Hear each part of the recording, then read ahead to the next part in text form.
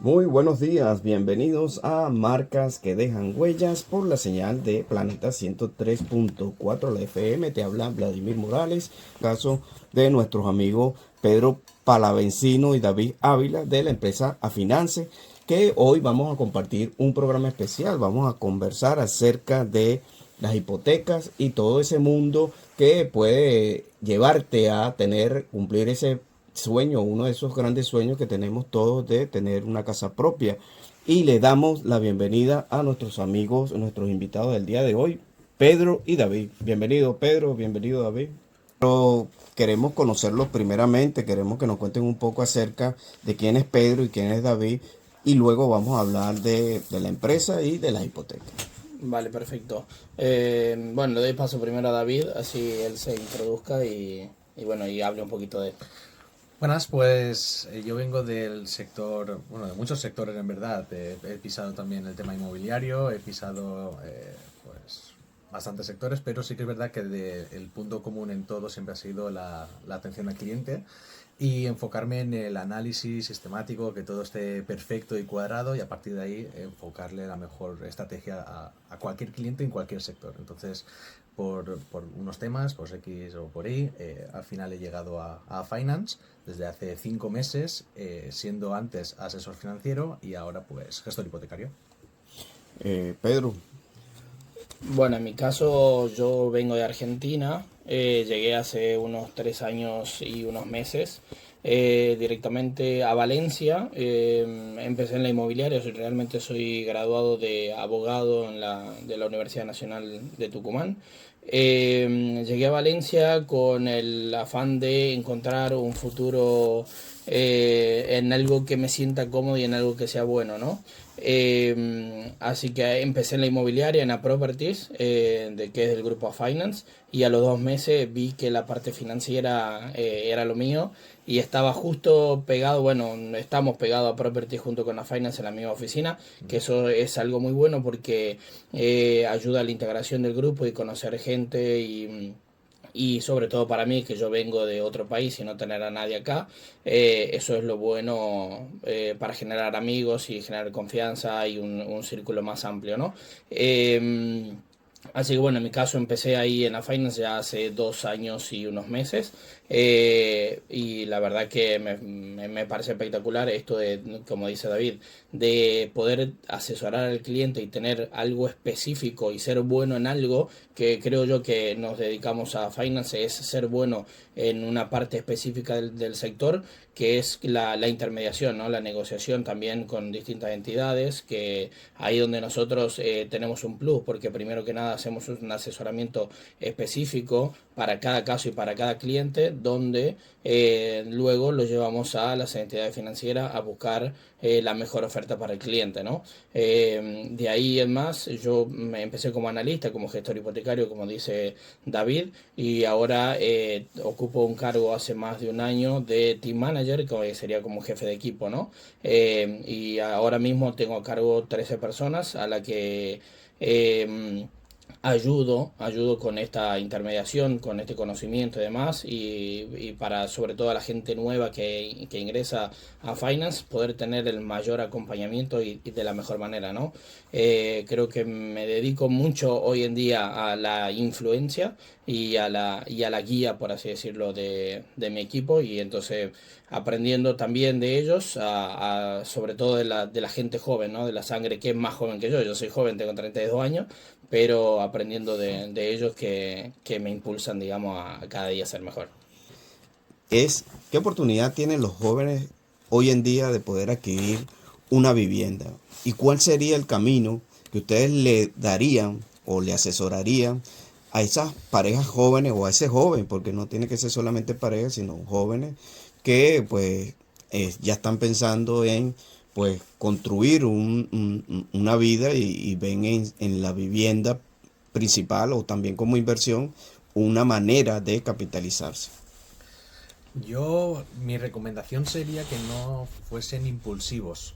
Creo que es un factor común y a mí también me representa que se encuentra la casa de los sueños y ya es, vamos a por ella porque es esa o esa, y al final no va todo por ahí. No es simplemente ver la vivienda y que sea la adecuada. Es ver que tengamos una buena situación financiera, que podamos aprovechar todas las oportunidades que nos dan las entidades, porque cada entidad tiene un mundo, no todas hacen exactamente lo mismo, están especializadas a lo mejor en terreno más rústico, o en jóvenes, o en empresarios, o lo que sea.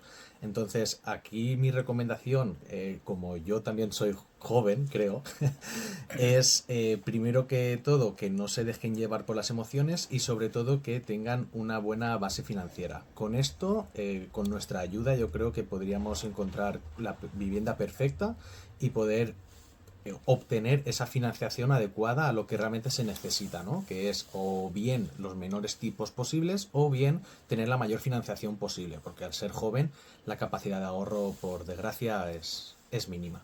¿Qué pasa cuando una persona está comenzando, está empezando a ganar dinero y aún no tiene ese récord? ¿Cuáles serían los consejos que tú le darías a esos jóvenes desde el punto de vista del análisis financiero que ustedes hacen cuando van a presentar ese expediente ante una entidad bancaria, financiera? Porque el camino no comienza cuando tú vas a comprar la casa, sino mucho antes, ¿no? Entonces, hablamos de esos hábitos que muchas veces los jóvenes tienen, y los adultos también, pero como estamos ahorita hablando de los jóvenes, que deberían de cuidarse.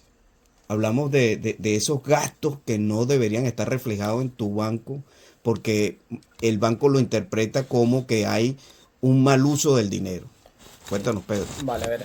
Primero, para empezar, como dice David, nosotros tenemos que enfrentarnos ante un estudio financiero del banco, ¿no?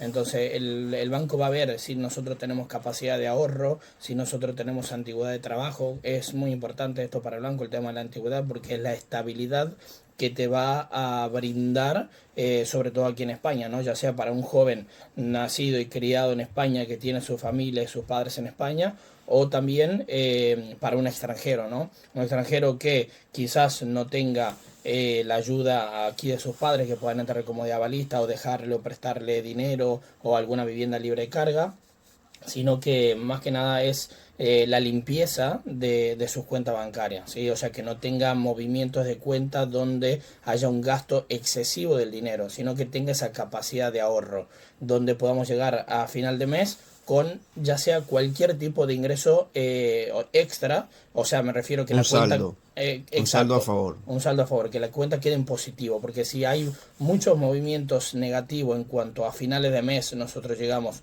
con la cuenta en cero o con la cuenta en negativo, eso al banco no le gusta absolutamente nada. ¿Cuáles son esos movimientos negativos? Vamos a partir de la idea de que estamos conversando con alguien o estamos orientando a alguien que no tiene idea de que está cometiendo esos errores. ¿Cuáles serían esos movimientos negativos para el banco?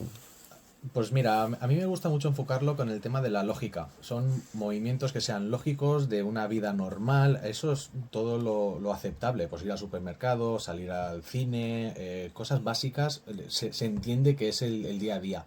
Cosas que a lo mejor no están muy bien interpretadas, pues los juegos, ¿no? El tema del el azar, a lo mejor vicios ocultos que puedan haber, todo eso, aunque parezca que es una tontería, es algo que a la entidad le echa mucho para atrás. Por ejemplo, una forma que no esté dentro de la rutina, como el ejemplo que habíamos dicho antes fuera de emisión, hay una diferencia muy notable entre ir al supermercado y hacer la compra rutinaria y tú elaborarte la comida, a tener que siempre pedir el globo porque no tengo tiempo, porque a mí lo que me da a entender es que no hay una estabilidad. Al final siempre vamos al mismo tema, que Exacto. sea algo estable, algo que sea fiable, y hay un compañero mío, Juanma, te saludo desde aquí, que siempre dice lo mismo: los bancos son muy miedosos. Lo que quieren es asegurarse que el dinero que prestan está prestado de una manera lógica y coherente. Entonces, los movimientos tienen que ir a la par. Y aquí hago también un llamamiento: cuando pedimos los movimientos no vamos a investigarlo todo, no interesa, ¿no? Al final lo que vemos aquí es de cara a la entidad si le representa una buena relación de movimientos o no, nada más allá. Claro, solamente hablando del comportamiento financiero. No, Sí. no vamos a cuestionar absolutamente nada, solamente nosotros vemos las cosas que sabemos que el banco va a mirar o que va a ver. Nosotros nos anticipamos a esos cualquier tipo de inconveniente o problema que no pueda generar el banco. Entonces nosotros directamente vemos la manera de cómo anticiparlo y a ver si podemos corregirlo, rectificarlo para ya sea no en este mes, pero quizás en 3 meses. Nosotros trabajamos mucho con clientes a largo plazo. No quiere decir que venga un cliente ahora y tengamos que ofrecerle el servicio y tener su hipoteca ya. Nosotros lo que hacemos es trabajar con un seguimiento de esos clientes a lo que quizás hoy no tienen aportación, no tienen ahorros, pero bueno, podemos abrir una cuenta en algún banco en específico, hacer un seguimiento, aportar dinero, poner la nómina allí y de esa manera poder ir generando lo que se llama scoring para el banco, que es una suma de puntos básicamente para que tenga esa mejoría para dentro de 3 4 6 meses poder comprar su vivienda. Eso es importante porque si yo estoy escuchando el programa y me reconozco como que estoy cometiendo esos errores, yo puedo comenzar desde ya a corregirlos y saber que en determinado tiempo ya esa actitud o esas cosas que estoy haciendo bien me van a ayudar a poder optar a una buena hipoteca. Exactamente, exactamente, es así.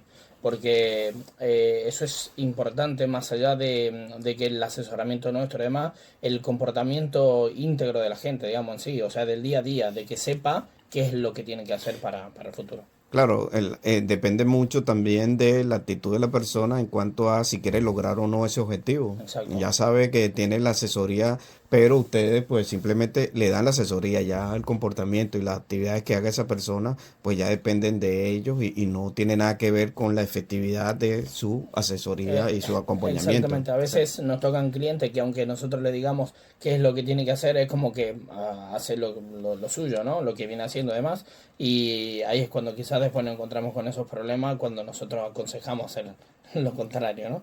Pedro, David, es el mejor momento para comprar en Valencia o en España. David es un experto en esto, así que él lo explica de manera espectacular. Bueno, David, cuéntanos un poco acerca de cuál es el momento que se está viviendo aquí en Valencia principalmente o en España para la compra de vivienda. Yo aquí siempre les comento a los clientes que esta pregunta es más común de lo que parece. Al final hay un problema y es que siempre es el mejor momento y nunca es el mejor momento. Porque al final los precios van a subir, van a bajar y todo va a depender de si yo necesito esa vivienda en este preciso momento. Eso es básico. Y luego, ¿qué pasa? Que hay un problema que se adhiere a este análisis del mercado, ¿no? De ver la situación actual, ver si es mejor Valencia, Madrid, Barcelona. Da igual la situación y da igual todo porque al final el precio lo va a marcar la oferta y la demanda. Entonces, hay un problema que se llama la parálisis por análisis y es que al final, por mucho analizar, esta situación no va a mejorar ni va a empeorar. Será la que es. Entonces, lo único que podemos ayudar nosotros en este caso es encontrar esa vivienda que se adecue a los precios que hay en la zona. ¿Cuál es la zona? Da igual. Al final es la zona que necesites, por trabajo, por ocio, por lo que sea, o a lo mejor por inversión. Ya eso depende de cada cliente. Pero en base es esto, es elegir la mejor vivienda en base a nuestro personal shopper, ¿no? Que tenemos el servicio de personal shopper que se encarga de ayudar a los clientes y no enfocarse en si es el mejor momento porque culturalmente o socialmente es o no es. Es básicamente no necesito sí o no y ya está. Le voy a hacer por ser nominada la ciudad mejor, la mejor ciudad del mundo para vivir, que eso le ha causado una elevación a los precios de los inmuebles. ¿Eso es cierto? A ver, es uno de los factores, o sea, es un factor importante, sí, pero también después luego salió Málaga, puede salir cualquier otra ciudad, sí, también va a influir, pero también influyen otras cuestiones, como por ejemplo la poca vivienda que hay en sí, en el mercado para vender y la cantidad de compradores que hay también, justo lo que hablaba David de oferta y demanda, eso también influye demasiado en el precio, que también se ve afectado en el precio del alquiler de la vivienda. Entonces, es como dice David, yo creo que depende mucho del momento en el que uno se encuentra. No hay que estar esperando. Yo creo que en mi caso el tema de la espera es esperar el mejor momento personal de cada uno, ya sea económico, ya sea laboral, o sea, van de la mano prácticamente, entonces va a depender de esos factores, más que nada del precio de la vivienda en sí, pero sí, o sea, ha aumentado el precio en Valencia, eso está claro, en todos lados se ve, ¿no? Pero bueno, o sea, de poder comprar, se puede comprar hoy en día. Ese porcentaje, O sea, de carencia te referís a la sí, de la cantidad. cantidad, más o menos un Porcentaje. porcentaje. Porcentaje no, pero sí lo vemos con el tema del personal shopper, ahora que lo nombró David, le mandamos un gran saludo a Edu, que es un crack, yo creo que por ahora el mejor personal shopper que yo conozco, ¿no? Bueno, vamos a invitar vamos a invitarlo para que nos hable de esa figura que se ha es hecho tan relevante, Exacto, ¿no? exacto, sí, porque lo que se encarga el personal shopper es de saber, dependiendo la necesidad del cliente y el perfil económico del cliente, que eso lo hace el asesor, ¿sí? Nosotros con eso le mandamos a Edu, que es el personal shopper, y él se encarga de poder ver en qué zonas puede encontrar esa vivienda. Entonces, dependiendo obviamente también de dónde quiere vivir el cliente en sí, ¿no? O sea, hasta dónde, cuáles son. Muchas veces depende también mucho de la posibilidad que tiene el cliente para comprar, ¿no? Entonces lo hace más específico aún a la búsqueda. Entonces, en cuanto a cantidad, en porcentaje no, pero sí está más complicado dependiendo la población en sí. En Valencia, obviamente, Valencia es más complicado que en los pueblos de alrededor, ¿no? Y también obviamente el precio. La inmigración la inmigración de personas con poder adquisitivo ha influenciado positiva o negativamente en los precios de la vivienda. Doy. Hay una palabra que siempre me gusta mucho que es depende. Depende del punto de vista, ¿no? Sí que es verdad que para el precio general de las viviendas, el haber tenido una demanda tan grande de compra, ¿no? Y que al final tienen ese poder adquisitivo. Lo pueden comprar al contado o incluso el 50%, el 60% ya lo tienen. Eso lo que va a encarecer es el precio de las demás viviendas. Pero en el tema de los precios, ¿cómo ha interpretado el mercado eso Al alza, al alza? claro. Al final es gente de fuera que tiene ese capital y tiene la posibilidad de comprarlo. Por tanto, si ya estamos hablando de que la oferta es baja, este tipo de cliente que viene y ya puede comprarlo sin perder mucho tiempo, lo que va a hacer es que haya menos oferta aún, porque ya compran más rápido. Eso no significa que les sea fácil ni que a lo mejor tengan que invertir todo el dinero que tienen. También este tipo de perfiles a nosotros nos interesan porque les evitamos que se descapitalicen. Yo creo que nosotros tenemos muchísimas entidades financieras con las que trabajamos, en la que se especializan específicamente en no residentes, o sea, de gente que viene de afuera, que no tiene trabajo todavía aún, pero que viene con una capacidad de ahorro o un ahorro en cuenta bastante grande, y también hace que puedan conseguir buenos tipos de interés, hablando de eso, para la compra de la vivienda. Y eso también sí influye en el precio de la vivienda. Y hay gente que puede comprarlo de contado, eso también va a hacer que el que tiene una vivienda pueda decir, bueno, también jugando un poco con la necesidad hoy en día, ¿no? Claro. De decir, bueno, esta gente viene con la necesidad de comprar una vivienda, yo como hay poca vivienda, yo a mi vivienda que les quiero vender, le puedo subir un poco el precio. Entonces así se va manejando y regulando el mercado, ¿no? Solo. Claro, y que también vienen de una economía donde el dinero de ellos tiene un mayor valor, tienen Exacto. una mayor capacidad de generarlo, entonces para ellos quizás no es un precio alto resuelven una situación, pero al que está aquí ya viviendo, que está aquí ya con su Sí, historial de económico y todo lo demás, sí le pues le afecta. afecta, ¿no? Sí, sí le afecta. Ahora, Apunte sobre el tema del alquiler que habíamos comentado. Claro, este mensaje va para todas las personas que estén con un alquiler alto. Enlazando con el tema de es buen momento para comprar o no. Bueno, solo hace falta comparar el precio del alquiler actual con cómo se quedaría una hipoteca. Si no recuerdo mal, una hipoteca de unos 150.000 euros, que pueden ser 600 500, euros, 600 euros. más o ahora menos. partiendo de eso, ¿qué le aconsejarías tú a las personas que están alquiladas en este momento? ¿Cómo harían porque hay que pagar el alquiler y ahorrar? Claro, Porque si pudiéramos entrar a una hipoteca directamente y quitarnos el alquiler, pues sería genial. Pero eso no pasa porque tienes que tener un dinero para gestionar todos los trámites, que también vamos a hablar de eso. ¿Qué le recomendaría a esas personas? Hoy en día el alquiler creo que está bastante alto y para nosotros creo que es, sobre todo para gente joven, es más difícil adquirir, comprar una vivienda que alquilar. Pero si hacemos el cálculo y nosotros tenemos una buena antigüedad laboral, que estamos hablando más de un año en la misma empresa, si es 2 años muchísimo mejor, y tenemos algo ahorrado, no hace falta o sea, lo ideal que hablamos con David, lo ideal sería que tengamos el 35% de ahorro del valor de la vivienda. Pero con que tengamos algo ahorrado, nosotros podemos hacer algo. Esto que hablamos a futuro, ¿no? No hace falta hacerlo ya, pero podemos hacerlo a 3, 5, 6 meses. Entonces poder ver la documentación del cliente, analizarla, hablar con el cliente, tener una reunión con el cliente y marcar una ruta para nosotros es súper importante. claro. Porque para nosotros es un cliente y el cliente adquiere su sueño, que es comprar una vivienda. No hace falta, como dijiste Vladimir en una de las pausas, llegar a la vivienda de mi sueño, que vale 500.000 euros, ¿no? Pero se puede empezar por algo de 80, de 100, 120, 150.000 y ya vas a estar pagando mucho menos que el alquiler.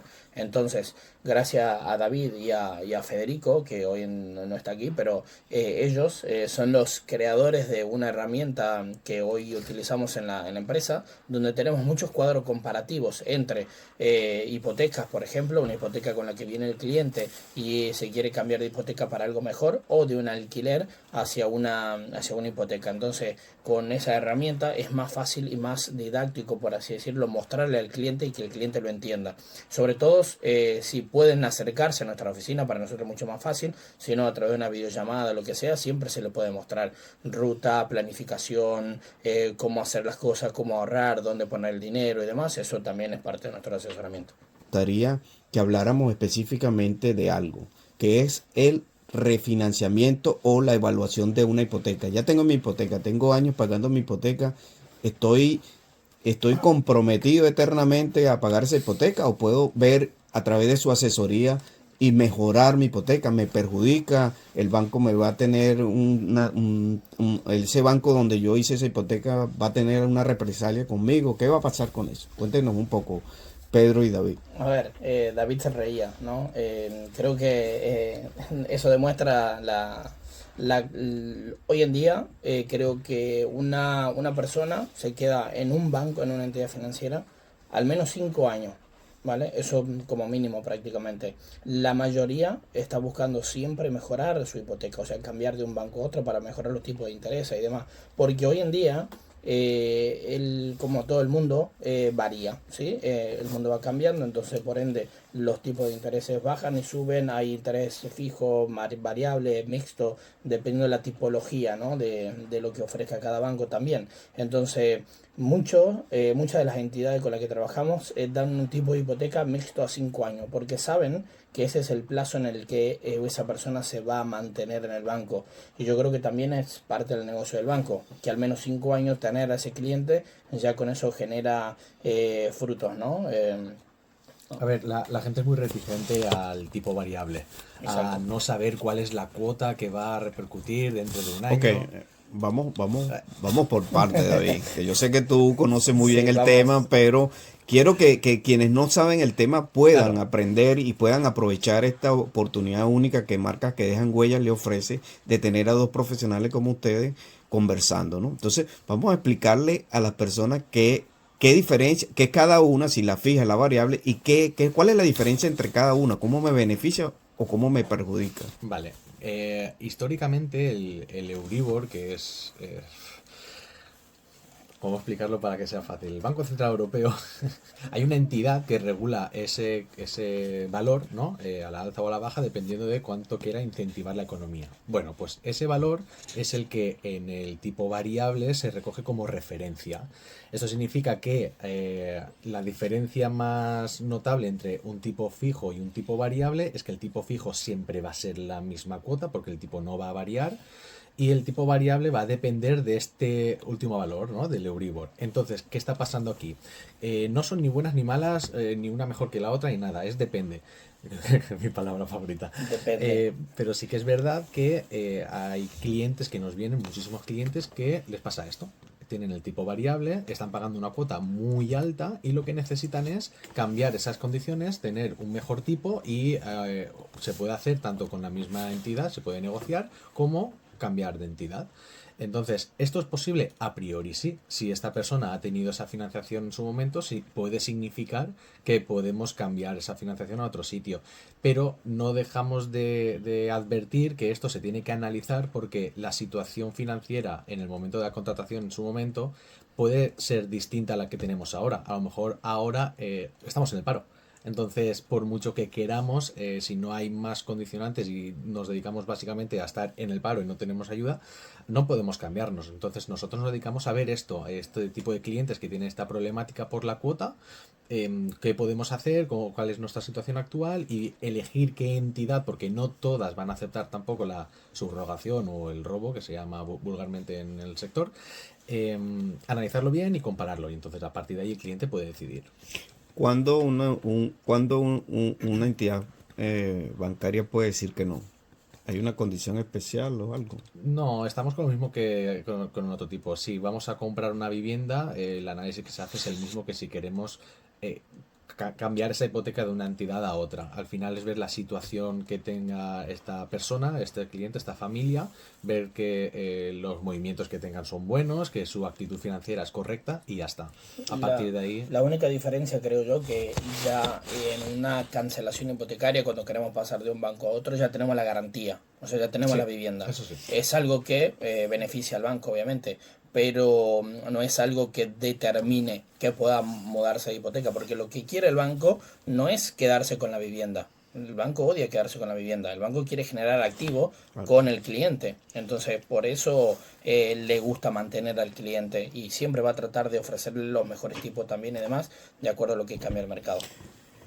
¿Cuánto me cuesta a mí cambiarme de hipoteca? Me cuesta. Cuanto a gastos hipotecarios en sí, se encarga el banco. Pero lo que es gastos ya de la inscripción de eso, ya hay que ponerlo aparte, ¿vale? Para venta, la parte de la hipoteca se encarga el banco, pero la parte de la inscripción además se encarga el cliente, aproximadamente unos 3.000 euros, que es notaría, registro y gestoría, ¿vale?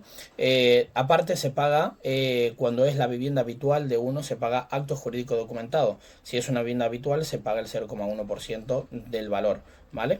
Que es diferente cuando es una compra-venta porque se paga impuesto de transmisión patrimonial, porque ahí hay una transmisión de una persona hacia otra. En cambio, en los actos jurídicos documentados, la vivienda ya es mía, no hay una transmisión, solamente se cambia de banco. Okay. Entonces, en la compraventa, el ITP, que es el impuesto de transmisiones patrimoniales, se paga un 10% de la vivienda como base, ¿vale? De ahí, eso es en la Comunidad Valenciana, ¿no? De ahí va a ir bajando dependiendo del valor de compra-venta, dependiendo de los ingresos y demás, que parte desde un 6, un 8% y un 10%.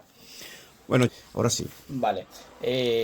Bueno, Finance se crea en el 2004 en Barcelona a través de uno de los CEOs que se llama Enric Vial. De ahí, o sea, estamos hablando de hace 21 años, que tiene una amplia trayectoria en la intermediación financiera. Y nosotros específicamente en Valencia está desde el 2017, se creó la oficina en el 2017. Hoy en día tenemos sede en Barcelona, Madrid y Valencia, siendo la más pequeña Valencia, obviamente. Barcelona cuenta alrededor con 55 analistas, Madrid aproximadamente 50. Nosotros somos 26 hoy en día en la plantilla.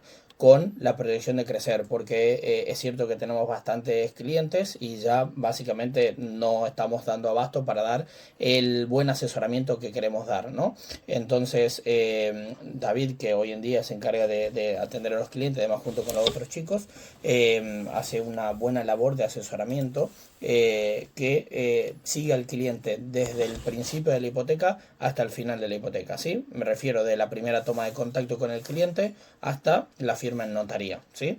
Lo que incluye el servicio nuestro, por ejemplo, puede ser para diferentes áreas, ¿sí? Puede ser una compraventa más reforma, puede ser para compraventa no residente, puede ser refinanciación de deuda, puede ser rehipotecar una vivienda libre de carga para poder reformar esa vivienda o para poder comprar otra vivienda y sacar liquidez, y entre otras, ¿sí? Siempre va a depender de cada caso específico del cliente. Por eso hacemos un asesoramiento y un estudio específico de cada persona en particular, ya sea de un grupo familiar que va a comprar o de una persona sola que va a comprar, ¿sí? Entonces, ese es el asesoramiento que hacemos de principio a fin. David lo puede explicar mejor, que está al día a día con eso. Sí, bueno, yo justamente de estos 26 estoy en el equipo de Pedro, y yo me encargo específicamente de esto, recibir los clientes, hacer la primera llamada y entonces en esa llamada ver que la información que tengo en el sistema sea correcta, porque es la base. Si hay algún error en la información, todo puede escalarse y al final no podemos firmar. De eso repercute todo, tanto la información que tenga del propio cliente como la documentación que le pidamos y que sea correcta. Y aquí, si quieres, puedo contar el caso real de Sí, por favor. una firma que en teoría todo estaba perfecto, estaba plasmado bien, yo lo vi de categoría y en 2 semanas íbamos a firmar. Pues analizando más profundamente, porque algo fallaba, el tema de siempre estaba que si es tema rústico, que si es urbano, que si el registro, que si tal pascual. Al final resulta que hay una serie de inconvenientes por tema de registrales y tenemos que posponer la firma 3 meses. Bueno, pues esto, lo que nosotros conseguimos haciendo esta valoración, este análisis exhaustivo, es prevenir que la clienta, el cliente, quien sea, vaya a la firma y no pueda hacer nada. Y si eres de Valencia, vas a firmar en Valencia, perfecto, pero cuando vienes de Murcia, cuando vienes de otro sitio, que nos ha pasado, gente que viene 2 horas de viaje y de repente no puede firmar. Entonces, para evitar estos problemas, nosotros nos encargamos de absolutamente todo. Y a mis clientes les digo que lo que voy a asegurar es que pueda ahorrarles tanto dinero como tiempo y disgustos, porque la parte burocrática con las entidades, tasadoras, gestoría, es que es un entramado mucho más grande de lo que parece a simple vista. Y todo esto lo controlamos junto con Víctor, que también le mandamos un súper saludo. Es nuestro tutor de firmas, se encarga de gestionarlo todo y coordinarlo perfectamente para que al final vayamos a firmar y simplemente tenga que firmar y saber a quién tiene que hacer la transferencia o el cheque y se acabó. Claro. Pero de eso siempre yo digo, el cliente tiene que darse cuenta que en una gestión hipotecaria hay 2 partes. Una es el cliente en sí y la otra parte es la vivienda. Hagamos de cuenta que son un 50% cada una. Si una de las partes está bien y la otra no se va a poder gestionar, no se va a poder iniciar. Obviamente, lo primero y principal es que el perfil del cliente sea bueno, ¿no? Porque la vivienda podemos cambiarla. Es más fácil cambiar, más rápido que cambiar nuestro perfil económico. Entonces, siempre va a depender de las 2 partes, porque si esa vivienda no está bien registrada, tienes problemas o hay alguna infracción urbanística, además, eso el cliente no lo sabe porque lee la nota simple de la vivienda, que es como el DNI de la vivienda, y no lo va a poder entender. Nosotros sí nos encargamos de poder chequear esa nota simple y ver que esté todo correcto. Si hay que hacer llamada al registro, se hacen llamada al registro. Si hay que inscribir metros, podemos hablar con la notaría, podemos hablar con los clientes, los vendedores. Nos encargamos de toda esa parte que es más engorrosa para el cliente, que para nosotros es más fácil porque lo hacemos todos los días. Entonces es parte de nuestro trabajo, ¿no? Sí.